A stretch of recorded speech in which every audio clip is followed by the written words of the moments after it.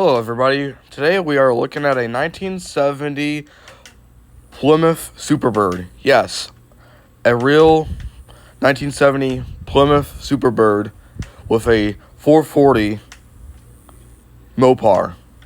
Here's the interior of the car, very nice. Now we are going to the back of the vehicle, and here's the back of it.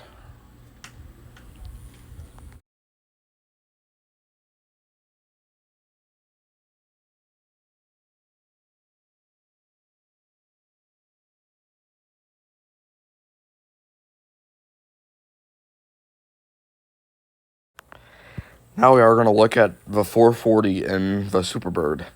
Really nice engine, very clean.